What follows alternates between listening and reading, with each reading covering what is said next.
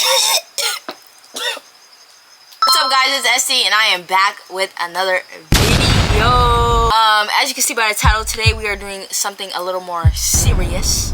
A lot of you guys may know or may not know, I don't know. If you keep up with my social media, then you know that I am actually adopted. My whole family is white. I am the only black person in my family. Anyways, but today I'm just gonna be explaining the whole story of my adoption, how I came here, how I got here, how my mom found me. But today we have a special guest helping me with this video. We have my mother. Mom! She will basically be explaining how the whole thing happened, and then we are going to be answering some questions. I asked you guys on my Instagram if you want to be included in future videos. Follow my Instagram at 𝐿𝑒𝑉𝑒STI. But I asked you guys on my Instagram like to ask me some questions, and you guys went crazy. I'm not gonna lie, you guys asked a lot of questions, so we're gonna get through those today. And here she comes, ladies. Hi, sweetie. Hi. Welcome to the Estiii Besties. I'm one of the Estiii Besties. I know. See, if my mom subscribed, then you have to subscribe. That's right. Well, how should we start this? Well, okay, just start from the beginning. Okay. From the beginning of when I met you. Yes. Okay. Well, first of all, I love my girl. Oh, I'm the favorite. She is. She's my favorite and my only daughter. I'm showing all the brothers. Okay, that. no. What I say is she's my favorite daughter. You're only. Because she's my old. All right, so starting at the beginning, Esther's dad and I were going on a mission trip to Esther's home country, which is the Democratic Republic of Congo. And we were going to help with humanitarian stuff, like clean water and vaccines and so forth. So we went over with a small group of people from our church, and Reverend Papa Monday led our trip, who we have such warmth in our heart for. Shout out Papa Monday. Shout out to Papa Monday. So we flew over, and we landed, well, I gotta share the story about the little plane too. Yeah. Okay, so the Democratic Republic of Congo, village that she is from, is a tiny village called 𝐬𝐶𝐄𝐑. And we can't fly into 𝐬𝐶𝐄𝐑 with a normal jet. So we flew into Lubumbashi. In order to get to Esther's village, we had to take a tiny little plane. Sketchy. And I was so afraid, because I had 3 other kids back at home, young kids, that I didn't want Esther's dad and I to ride in the same plane, because it was like literally like a 4-seater plane. I had him go in one plane and I went in the other, and we took this jaunt over to 𝐬𝐶𝐃, and the runway in 𝐬𝐶𝐃 is a dirt path.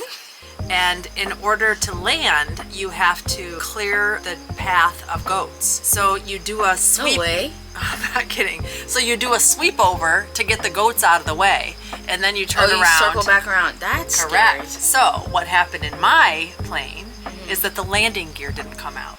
What did he say? I didn't know about this. Yes, it was terrifying. So anyway, the goat sweep was accomplished, and we landed on the dirt runway, and I'll never forget that. So we went from there to the place where we were staying. As soon as we got there, I saw this little girl that was skipping along in her bare feet, and she was so darn cute. And immediately, my heart just was like, oh. And I turned to Papa Monday and I said, oh my gosh, she's so cute. And so Papa Monday knew her and said, Esther, waved her over. So you have to remember, in this tiny town, white people are not a thing. We are scared of white people. You are scared of white people. And so in Swahili, white people are called Mzungus. So Papa Monday wanted Esther to come over, because I wanted a picture with all. I'll insert the infamous picture right here. I was gonna finish telling the story first, Oh, but I did. Look how cute she is! I look the same. This was literally the moment that I met Esther, right here. So Papa Monday had her come over. She was terrified of the Mzungu, and someone was taking a picture, and Papa Monday told her to smile, which in Swahili is cheka. Well, she was terrified, and she was doing this. And then Papa Monday scolded her and said cheka. So she does this. And then this is our picture, and it forever melts my heart. Yeah. Then throughout the week that we were there, I just saw her everywhere. Like, she was bopping around, skipping around, so happy, you know, around the village. And then a couple days later, we went to do some work at the orphanage. And we were cooking a meal at the orphanage, and I saw her there. And I turned to Papa Monday and I said, does she live here? And he said, yes. So I was like, okay, wow. The first seed was planted. The first seed. So we continued through our week. We had a great week. I saw Estiii a number of times. We left there. We flew to Mozambique to do a safari. So my spirit animal is elephants. I love elephants for a lot of reasons, but one of them is because they are female-led. Strong mamas. And the girls all stay together. So when you see the herds of elephants, you can see grandmas and mamas and daughters, and as mamas, like, we don't want our kids to leave, you know? Anyway, I love elephants for a lot of reasons. But, so we went, part of my goal was to be able to see elephants in the wild on our trip here. So we went to the safari, and that was the only animal I wanted to see in the wild. Anything else was a bonus, but that was it. So we were driving around in the Jeep that we had, and actually I have to hit pause and go back because I missed a very important part of the story. What happened? And that was on the plane over from your village to Mozambique, I broached your dad. You broached I him? broached the topic, and of another kid. Yes. Oh, yes. So this is important. This is an Wait, this important was- part of the story. this was the first time you came. Yes. Oh, Yeah, so this was an important part of the story because I had already had the seed planted, and this was like you were in my heart already. So when we were flying over to do the safari, I said, you know, hey, Mark, you know, what would you think about, I don't know Estii's story. We need to find out a lot of information, but like I have this thing that, you know, like God's whisper to me. Like she's meant to be a part of our family. You know, what do you think about maybe exploring adoption if we get more information and it's, you know, right? Like I don't want to tear her apart from any family. I don't know any of her story. So, you know, we don't want to jump to conclusions, but, you know, what would you think about exploring that? He said no. Basically. At first. He said no at first. He did. And I think his exact words were something about, I'm done raising kids. And No more babies. But no more babies. And that's exactly right. And I said, but she's not a baby. Because at the time she was 3. Oh. We later found out that there was a year wrong in our adoption process. So, okay, now fast forward. We're on the plane over. My whole goal is to see elephants. We're riding around in the Jeep and we round the corner. And I kid you not, this is a total God thing. There were 6 elephants literally standing side by side, like in one row. We have to get the picture there. I know. And I turned to Estii's dad and I said, this is God's intervention, because at the time we were a family of 5 and there were 6 elephants lined up together.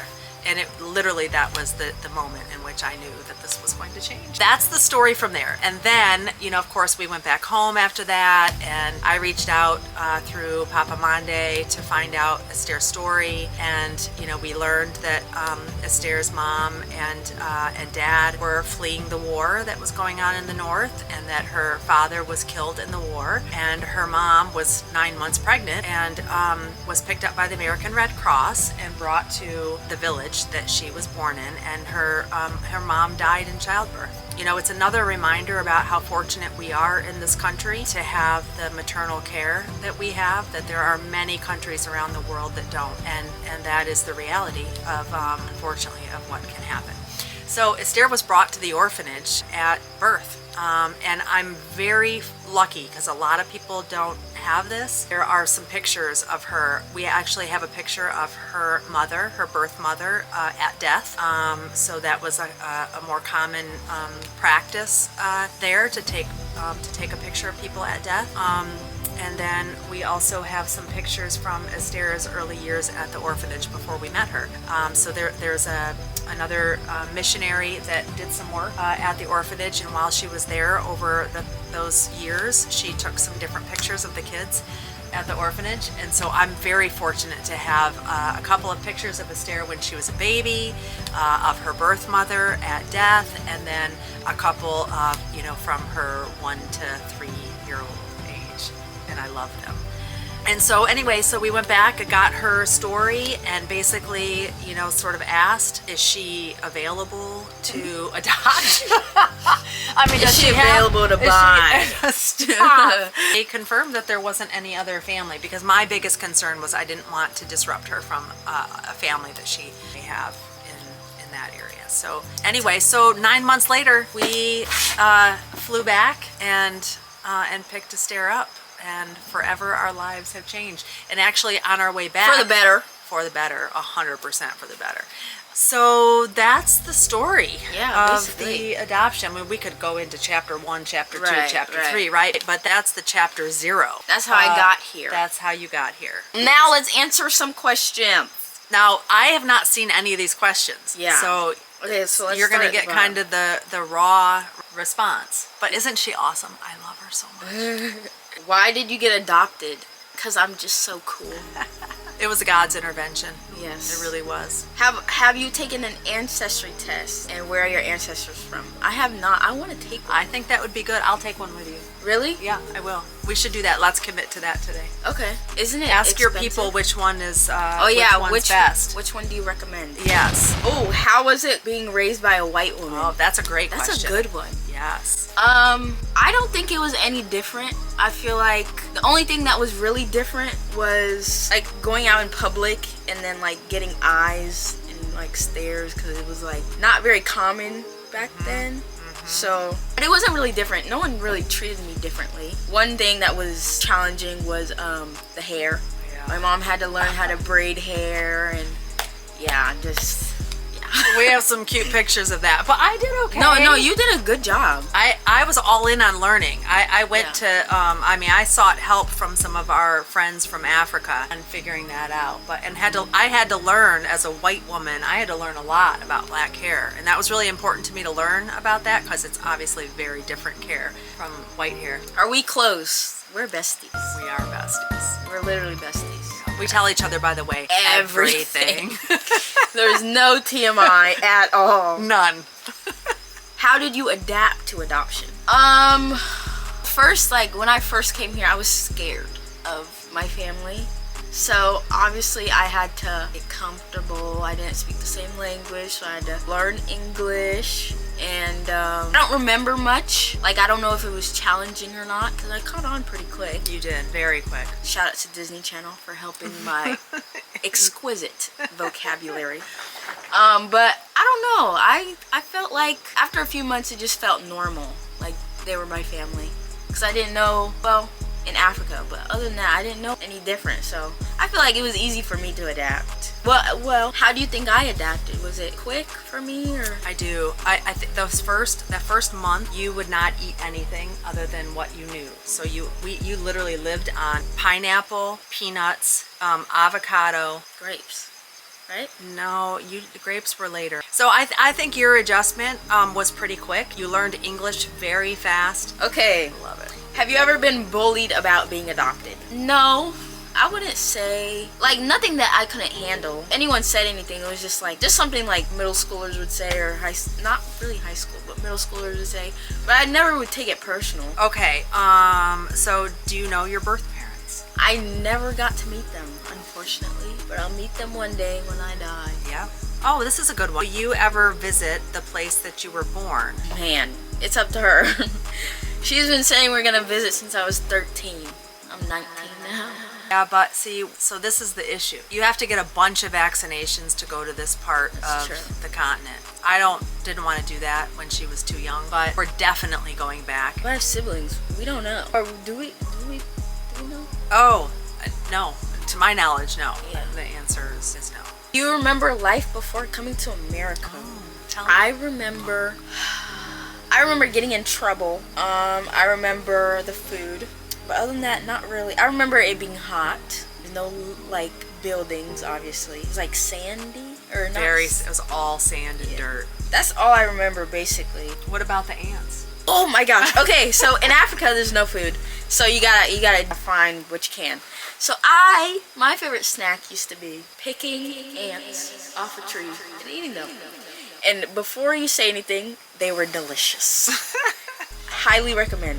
I don't know about if I would eat it now, but back then, those were my go-to. And take a stick and put it in the little ant thing. It'll yeah. crawl all the way up. And you just... then that was it. They're good protein source. Yeah. While you're looking, I'll say one thing too that has meant a lot to me. So as a mom, I have always felt a mom bond to her birth mother. And I've talked with her birth mom a lot over the years because I always want to do for Estiii what her mom would want. Like I want to treat her like her mother would be treating her.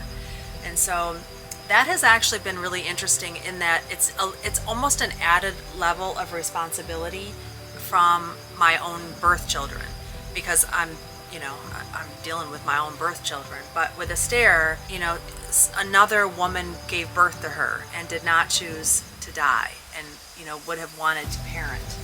And so I feel a lot of responsibility to do what's right by your mom, and that's something that I would have never thought about until the adoption. You're doing a great job, by the way. Oh, thank you, sweetheart. Well, thank you, Mom, so much for coming on my channel. Thank you for having me. In many more videos, hopefully. But this was great, and thank you. I hope the Estiii besties enjoyed your company. Aww, I did. I love it. But yeah, that's the end of the video. Good night and happy Thanksgiving. I gotta do my outro. Oh, okay. So I gotta leave for that. Yeah. Okay, I'll see you back there. Alrighty. I get so awkward when like other people hear me talking or like do my intros and outros, cause like I don't know. So I make people like leave the room, like go away. Yeah. So guys, this will conclude the end of the video. I hope you guys enjoyed. I know you guys have been asking and begging for my mom to be featured in one of my videos, and today we made it happen. But anyways, thank you guys so much for watching. This was a very emotional and special video close to my heart because it's on the more serious side. But I hope you guys liked the video. Like, comment, subscribe, follow my Instagram at 𝐿𝑢𝑉ESTI, follow my TikTok at 𝐿𝑢VESTI, and then my Snapchat is the same username but 2 eyes. I hope you guys enjoyed. This was fun. Until next time, peace.